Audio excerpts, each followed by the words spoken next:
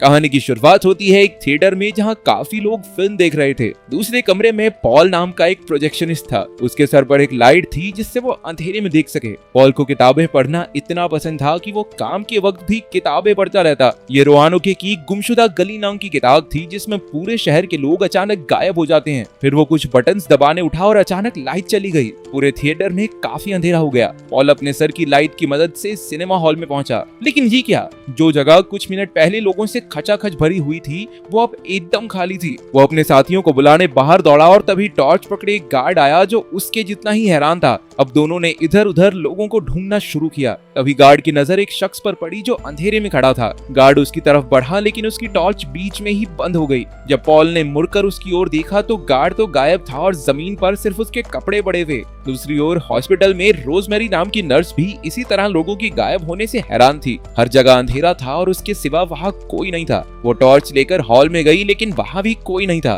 फिर rosemary operation के कमरे में गई जहाँ बेड पर उसे एक पेशेंट मिला। उसका शरीर कटा हुआ था, मानो डॉक्टर्स ऑपरेशन के बीच में ही छोड़कर चले गए हों। अचानक उस कमरे की भी लाइट चली गई और पेशेंट अपने आप गायब हो गया। डर के मारे रोजमेरी अपने बच्चे मैनी को ढूंढने लगी। अगली सुबह जब टीवी रिपोर्टर लूक राइडर की आंख खुली तो उसने देखा कि उसकी गर्लफ्रेंड अभी तक घर नहीं लौटी। उसने टेबल की मोमबत्तियां बुझा दी और शायद यही कारण था कि वो अब तक बाकियों की तरह गायब नहीं हुआ। लूक ने देखा कि उसके फोन की बैटरी खत्म हो गई है और घर में लाइट भी नहीं थी। उसने तुरंत कपड़े बदले और बाहर सड़क पर चला गया जहां हर तरफ खाली गाड़ियां और कपड़े फैले हुए थे। उसे कुछ समझ नहीं आया और वो इधर उधर देखने लगा। अचानक उसके पीछे एक प्लेन धमाके से क्रैश हो गया। उसे समझ नहीं आ रहा था कि क्या करे, इसलिए वो अपने ऑफिस की ओर भागा, लेकिन वहां भी ऐसा ही हाल था। अब तक उसे एहसास नहीं हुआ कि एक परछाई उसका पीछा कर रही है। लूक ने देखा कि ऑफिस में भी लाइट नहीं थी और किसी का फोन तक काम नहीं कर रहा। फिर उसने अपनी गर्लफ्रेंड की तस्वीर देखी और तभी उसकी नजर कमरे के बाहर परछाई पर पड़ी। लूक के जाने के बाद अंधेरे ने तस्वीर को भी गायब कर दिया। लोगों के गायब होने के 72 घंटे बाद लूक सड़क पर एक गाड़ी चालू करने की कोशिश कर रहा था। अचानक एक आदमी खिड़की पर आकर उससे मदद मांगने लगा। उसके हाथ में एक लाइटर था जिसने काम करना बंद कर दिया था, लेकिन लूक ने दरवाजे बंद कर लिया और परछाई उस आदमी को निकल गई। कुछ ही पलों में वो आदमी भी गायब हो गया और सिर्फ उसके कपड़े बचे। उसे मरता देख लूक फिर किसी चालू गाड़ी की तलाश में निकल पड़ा। पास ही में एक छोटी लड़की टॉर्च लिए उसे देख रही थी, लेकिन लूक की नजर उस पर नहीं पड़ी। फिर उसे एक गाड़ी मिली जिसकी हेडलाइट्स चालू थी, लेकिन उसका इंजन स्टार्ट नहीं हुआ। आखिरकार अगले मोड़ पर उसे एक पब दिखा जहां काफी उजाला था। वो तुरंत अंदर घुसा, लेकिन वहां कोई नहीं था। बार में भी कई लोगों के कपड़े जमीन पर थे। फिर उसने थोड़ी शराब पीकर खुद को शांत किया और जनरेटर की तलाश में बेसमेंट तक पहुंच गया। बदकिस्मती से उस जनरेटर का पेट्रोल जल्द ही खत्म होने वाला था। अचानक जेम्स नाम के 12 साल के लड़के ने आकर उस पर राइफल तान दी। उसने लूक को अपनी टॉर्च नीचे रखने को कहा और फिर उसे वापस ऊपर ले आया। लूक अनजान आदमी था, इसलिए जेम्स डरा हुआ था, लेकिन लूक ने उसे विश्वास दिलाया कि वो जेम्स को कोई नुकसान नहीं पहुंचाएगा। आखिरकार जेम्स ने बंदूक नीचे रख दी और अपना नाम बताया। वो इस बार के मालिक का बेटा है। लोगों के गायब होने के बाद वो और उसकी माँ ही जिंदा बचे थे। उसकी माँ पास के चर्च से मदद मांगने गई है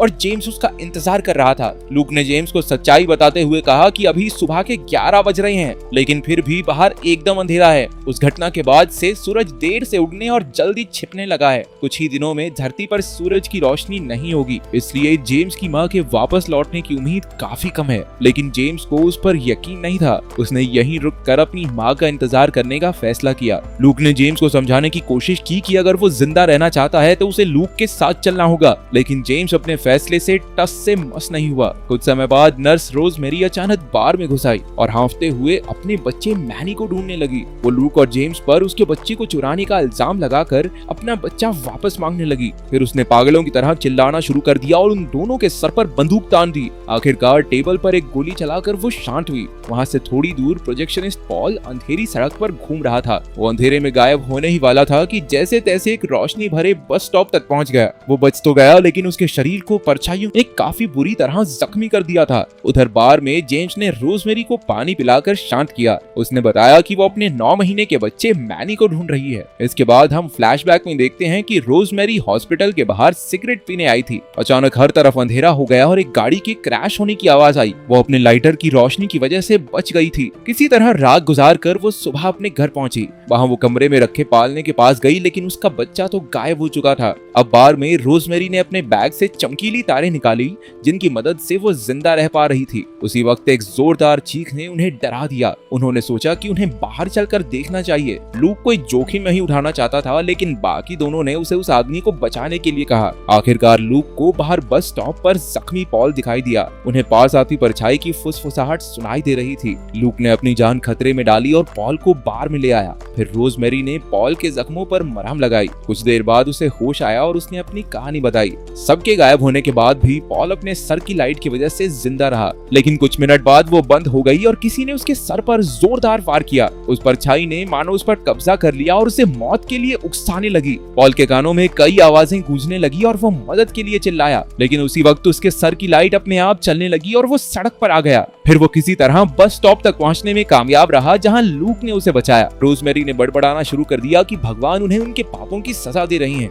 लेकिन लूक के हिसाब से कोई भगवान होता ही नहीं और ना ही वो सजा के हकदार हैं। अचानक लाइट्स फिर से बुझने लगी, इसलिए वो सब बेसमेंट में पहुंचे। लूक जनरेटर ठीक करने गया तब पॉल ने उन्हें राउनॉक की गुमशुदा गली किताब के बारे में बताया। उसके मुताबिक साल 1587 में राउनॉक नाम के एक टापू से लोग रहस्यमय तरीके से गायब होने लगे। बाकी दुनिया को इसका पता तब चला जब नाविकों को इस टापू पर लोगों का खाना, जानवर और कपड़े मिले। उन्होंने देखा कि एक दीवार पर क्रोएटवान शब्द लिखा हुआ था। पॉल के मुताबिक इसके पीछे का रहस्य कोई नहीं जानता। अचानक उसने परेशान होकर जनरेटर को तोड़ना शुरू कर दिया और फिर से जख्मी हो गया। फिर बाकी सबने मिलकर उसे पूल टेबल पर लेटाया। रोजमेरी ने लूक को फटाफट बर्फ लाने को कहा। तभी लूक को आखिरी बार ऑफिस जाने का पल याद आया। स्टूडियो में आखिरी खबर चल रही थी, जिसमें खबर पढ़ रही औरत अचानक हवा में गायब हो गई। तभी शिकागो से एक खबर चलने लगी। उसमें एक आदमी सबको हर पल अपने साथ एक लाइट रखने को कह रहा था। उसके मुताबिक ये परछाइयां कोई भी रूप लेकर एक इंसान को उसकी मौत के लिए उकसा सकती हैं, इसीलिए वो लाइट के अलावा किसी भी और चीज पर विश्वास नहीं कर सकते। फिर असलियत में लूक को एक आइडिया आया। अगर वो किसी तरह शिकागो पहुंच जाए तो वहां बचे हुए लोगों से मिलकर वो इस परेशानी का हल निकाल सकते हैं। उसे याद आया कि उसने रास्ते में एक चालू ट्रक देखा था और उसे सबके साथ मिलकर उस ट्रक को ठीक करना चाहिए। थोड़ी देर में पब का जनरेटर भी खत्म होने वाला था,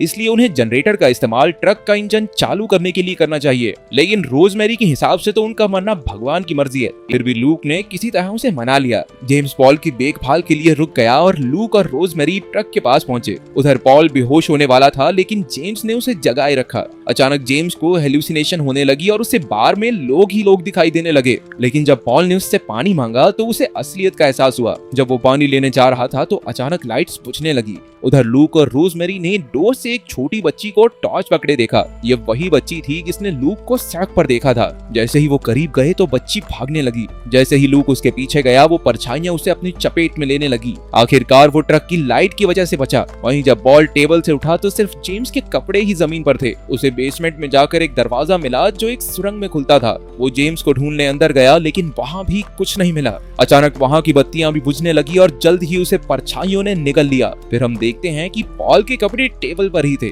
उसका सुरंग में जाना और परछाइयों का उसे खाना बस सपना था। असल में जब वो टेबल पर बेहोश हुआ तो परछाइयों ने उस पर कब्जा कर लिया था। जब जेम्स पानी लेकर लौटा तब तक तो पॉल जा चुका था। वहीं लूक और रोजमेरी की टॉर्च की बैटरी भी खत्म होने लगी। उसके पास लाइटर भी नहीं था, इसलिए वो दोनों पास के हॉस्पिटल में गए, जहाँ लूक ने माचिस से एक कपड़ा जलाया। तभी रोजमेरी को एक रोते हुए बच्चे की आवाज सुनाई दी। उसे सड़क पर एक पालना दिखा जो परछाइयों ने उसे मौत की ओर धकेलने के लिए बनाया था। रोजमेरी ने पास जाकर देखा तो वो पालना एकदम खाली था, लेकिन अब वापस लौटने के लिए बहुत देर हो चुकी थी और वो भी अंधेरे में खो गई। आखिरकार लूक किसी तरह ट्रक लेकर बाहर तक पहुंचा। लूक ने जनरेटर की मदद से इंजन चालू किया और जेम्स को लेकर निकल पड़ा, लेकिन जल्द ही एक चर्च के सामने उनका एक्सीडेंट हो गया। जेम्स नहीं माना और जिद करके अपनी माँ को ढूंढने अंदर चला गया। तभी लूक को क्रोएटवान शब्द वहाँ दिखा। उसने ऐन वक्त पर भागकर जेम्स को परछाइयों से बचा लिया, लेकिन जेम्स अभी वापस लौटने को तैयार नहीं था। उसे अपनी माँ की पुकार सुनाई दे रही थी, जो असल में परछाइयों का बुना एक जाल था।